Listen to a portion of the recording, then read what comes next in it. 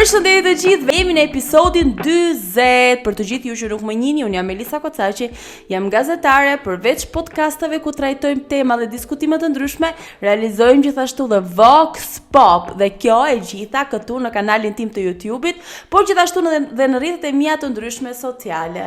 Unë uroj që t'jeni duke kaluar një të hënë fantastike, ju kërkoj ndjes për këtë pjesën e hijeve këtej, pasi sot kam pak mungesë teknike, por që së shpejti do mundohem ta rregulloj. Sot dua të flas për herë të dytë për sekretin, për librin Sekreti, se si ka ndryshuar jetën time nga viti 2018 deri tani që mund të themi jemi në muajt e parë të vitit 2024. Sa ka ndryshuar jetën time ky libër, çfarë ka bërë të mundur ky libër e të tjerë. Fillojmë bashk. Mini sekreti e para që dua të ndaj është se unë te ky libër jam munduar të shkruaj shumë dhe kur flas të shkruaj shumë kam shkruar disa qëllime të mia që le të themi që kur i kam hapur para 3 ditësh jam emocionuar. Kam arritur të realizoj 4 prej qëllimeve të mia të vendosura nga viti 2021 dhe kam realizuar 4 nga 20.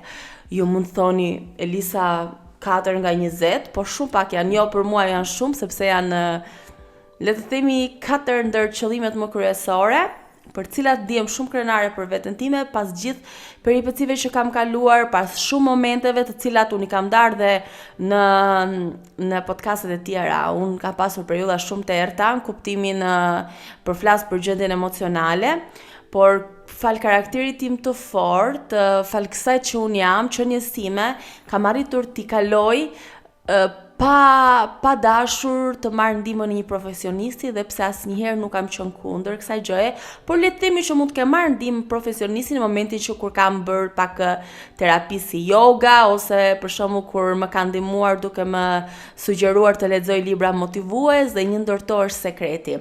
Për Sekretin kam zbuluar në vitin 2018 kur kam punuar në një kompani shumë të madhe këtu në Tiranë, një kompani që le të themi kam pasur dhe unë shumë sukses aty si agjente, kam bënim trajnime të ndryshme dhe na tregonin dhe na flisin shumë për sekretin dhe ligjin e tërheqjes. Unë nuk e kisha iden fare çfarë ishte sekreti dhe ligji i tërheqjes. Aty mësova për herë të parë, aty pash për herë të parë dokumentarin e Rhoda Byrne, që është një autore australiane, pa e keni këtu. Sekreti është i ndarë në shumë libra, keni Magic the Power, unë mundohem që t'ua lë edhe këtu që ti keni mundësi të lexoni. Fillimisht duhet lexoni Sekretin, pastaj duhet lexoni Fuqinë dhe pastaj duhet lexoni Magjinë.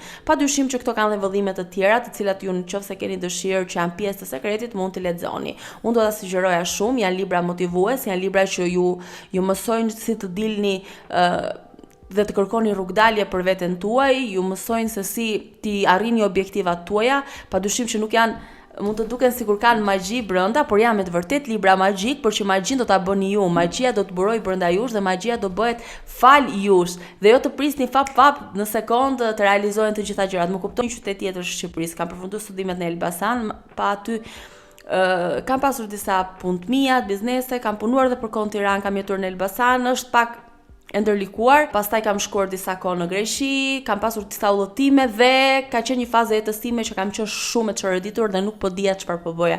Më dukej sikur nuk po merja dot drejtimin e jetës time. Dhe në atë moment kur kam ardhur në Tiranë, më duket sikur u mblodha dhe fillova të krijoj edhe këtë, fillova të manifestoj. Vendosa që Sekretin që e kisha lexuar që prej vitit 2019, i kisha lexuar të gjithë, ta vendosja në zbatim në vitin 2020. Sepse mendoj që atëherë kishte ardhur koha, pra pas një viti, 2 vite të çoroditur e hallakatur në mënyrë popullore, vendosa që të manifestoja dhe të manifestoja në mënyrë rigoroze, që do të thotë në mënyrë të rrept. Kuptimin që të manifestoja qëllimet e mia dhe të nisesha të punoja për qëllimet e mia. Sigurisht që objektivi i parë ka qenë televizioni, unë kam marrë pjesë në për intervista të ndryshme më përpara, por ka rezultuar të pasuksesshme. Pra kanë qenë një dështim për mua. Dhe padyshim që një ndër gjërat që më bën të lumtur dhe vetja ime është se kur nuk jam dorëzuar, kam insistuar dhe në momentet kur ndoshta mund të ndihesha e paragjykuar, përsëri unë kisha një lloj besimi te vetja ime që njerëzit nuk do të më shihnin pjesën e aparencës kur flas për pjesën e trupit.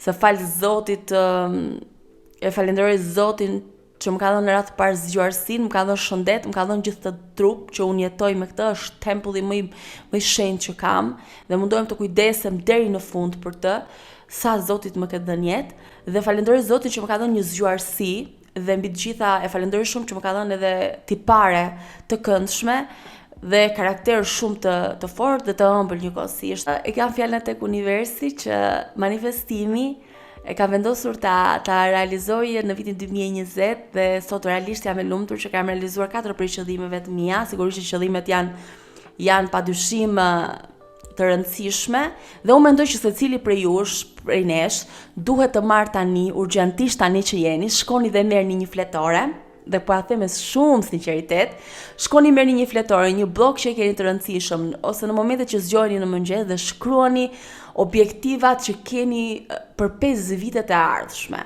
Padyshim që keni dhe objektivat e ditës, objektivat e javës, por këto mund të jetë pak më të lehta, por unë dua që të vendosni qëllime afatgjata. Miq, nëse doni të lexoni Sekretin, atëherë unë u sugjeroj librat, ti lexoni dhe më pas do vini dhe do thoni Elisa pas ke pasur të drejtë, nëse keni pasur vëmendje në 100% maksimalisht atë të libri. Dhe në momentin që do filloni të manifestoni, të shënoni qëllimet e tuaja, të vendosni diku që mund t'i shihni, për shembull unë i vendos shpeshherë këto shkrimet e vogla, i vendos tek frigoriferi im, e kam psikologjike dhe e bëj gjithmonë. Dhe në momentin që shikoj që i kam realizuar ato gjërat, i heq dhe i zvendësoj me të reja. Lexojeni librin Sekreti, sepse ka për të ndryshuar gjithë qenien tuaj, nuk e keni idenë çfarë lloj magjie bën ai në qenien tonë, tek ne njerëzit. Të jep një lloj energjie ky libër, të jep një lloj energjie që autores, bravo i qoftë, ka shitur me miliard kopje në gjithë botën. Zgjuarësia dhe gjithë përpjekja e saj, domethënë e ka shkruar librin moshën 7 vjeçare, ta dini. Prej vitesh e ka bërë të mundur këtë zbulim dhe ka sjellë në një dokumentar, i është dashur shumë punë. Sekreti gjendet brenda nesh, është brenda nesh. Ky është sekreti. Pra sekreti është brenda nesh. Me pak ndihmë ne do mundemi të zbulojmë sekretin ton më të madh. Më besoni që ka për të ndryshuar jeta totalisht. Ju uroj të gjithëve një ditë sa më të bukur. Faleminderit që ndoqët këtë podcast dhe shihemi në një podcast tjetër. Nëse dëshironi që të shikoni më tepër podcaste të tilla, ju lutem shkoni në Instagramin tim dhe më lini një njoftim. I kam komentet e mbyllura për një arsye shumë të fortë personale, por po e them këtu, sapo të arrijë 1000 subscribers, komentet e mia do të hapen. Ju falenderoj shumë, ju uroj një ditë të bukur. Mua!